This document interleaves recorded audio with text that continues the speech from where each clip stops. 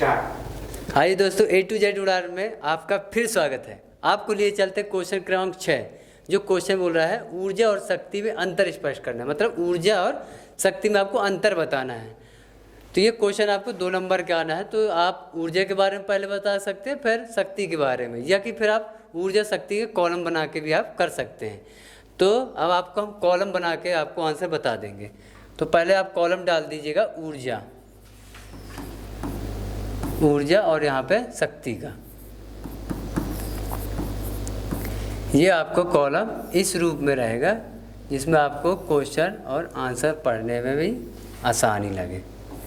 ये आपका कॉलम बन गया। तो आपका ये पहला इसमें डाल दीजिए, क्रमांक लिख दीजिएगा और ये नंबर 1। तो ऊर्जा, ऊर्जा क्या है? किसी वस्तु को कार्य करने को अपन क्या बोलेंगे? ऊर्जा। मतलब कोई वस्तु, मान लो ये पेन है ना, ये पेन है, अपन लिख रहे हैं, तो ये क्या हो रहा है? उसका कार्य हो रहा है। मतलब ये लिखने का भी क्या हो जाएगा? आपका कार्य। तो आप लिख सकते हैं किसी वस्तु को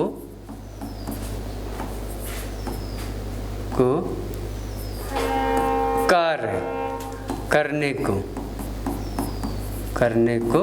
क्या कहेंगे? ऊर्जा कहेंगे, ऊर्जा कहते हैं। ठीक है दोस्तों।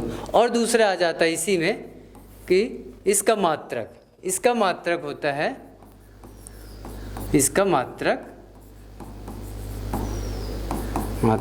जूल होता है, जूल होता है। और तीसरा पॉइंट है, यह एक अदिश राशि होती है, यह एक अदिश राशि है। मतलब अदिश राशि मतलब जिसमें आपको परिणाम की आवश्यकता होती है, दिशा की आवश्यकता नहीं होती। तो ये आपका कार्य के लिए।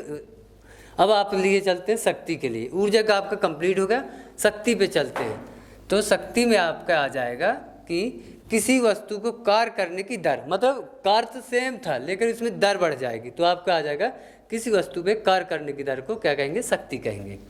तो लिख दीजिए किसी वस्तु को कार्य करने की दर, कार्य 2 बार लिख गया है, कार्य करने की दर को शक्ति कहते हैं, शक्ति कहते हैं। और इसका मात्रक, दूसरा पॉइंट है, इसका मात्रक वाट होता है। और यह तीसरा पॉइंट है, यह भी एक क्या है? यह भी एक अदिश राशि है, यह एक अदिश राशि है।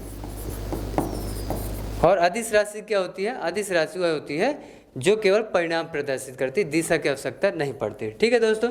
तो आपको आशा करता हूँ कि ये क्वेश्चन का ऊर्जा और शक्ति आपको बहुत अच्छा लगा। Thank you.